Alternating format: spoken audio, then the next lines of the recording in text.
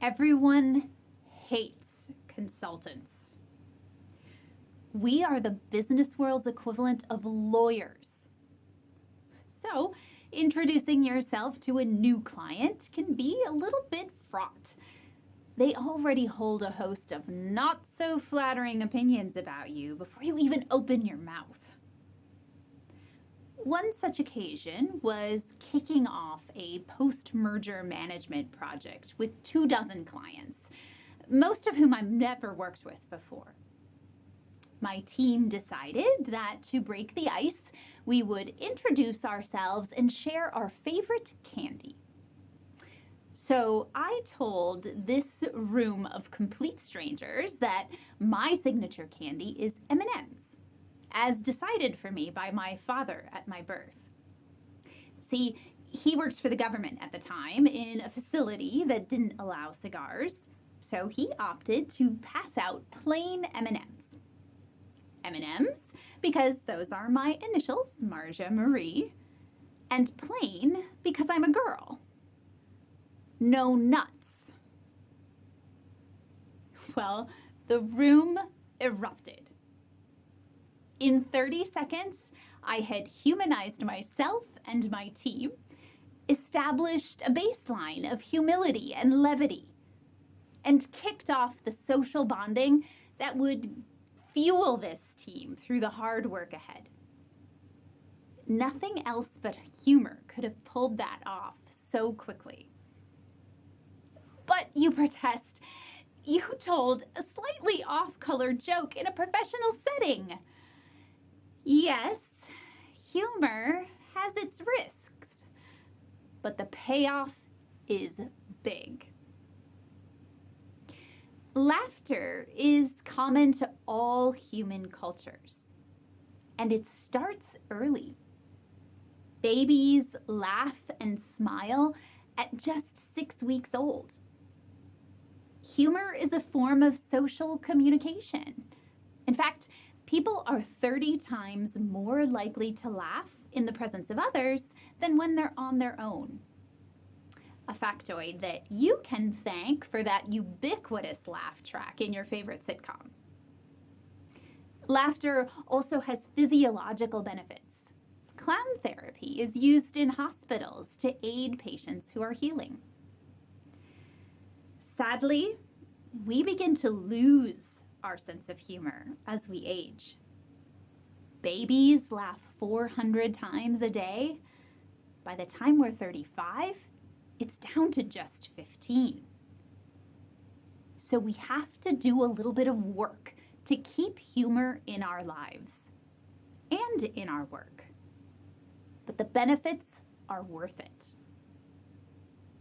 First, humor reduces stress.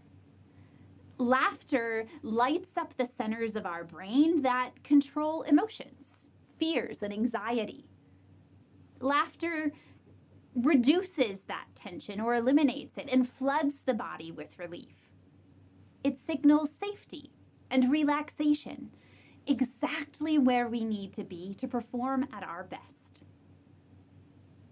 Second, humor supports creativity. People who were shown a stand-up comedy show and then given tricky puzzles to solve were able to conquer 20% more of the problems that they faced. Humor puts our brains in its most lucid and open state, exactly where we need it to be to solve the most complex and novel problems. Third, it supports social bonding. Laughter connects people. It unifies us. Shared laughter suggests seeing the world in a common way, and that brings us together. The shortest distance between two people is laughter. Finally, it encourages motivation and persistence. Employees who watched a comedy clip were 10% more productive and spent an average of twice as long on a tiresome task. See, humor isn't just entertaining. It replenishes. It's fuel that allows us to persist in circumstances where we might not otherwise be able to. Now, yes, humor comes with some risks, and there are two in particular that we really need to be mindful of at work. First, humor is often a form of indirect communication. Jokes frequently rely on indirect to create the surprise and the benign tension that makes them funny in the first place. But we can't allow ourselves to adopt this indirectness as a habit, or even worse, hide behind jokes to communicate important but uncomfortable messages.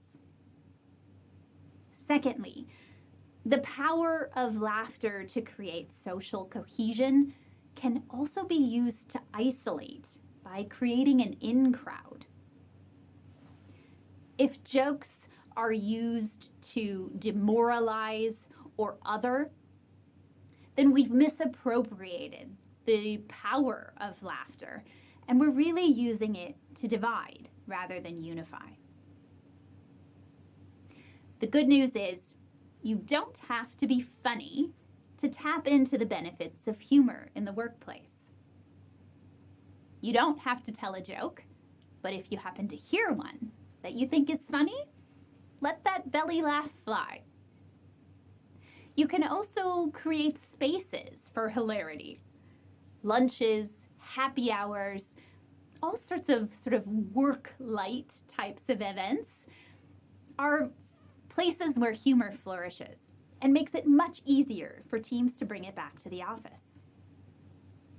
You can also pay attention to make sure that the humor is healthy, that the laughter is shared within your team, and nip it in the bud at the first sign of any moments of isolation.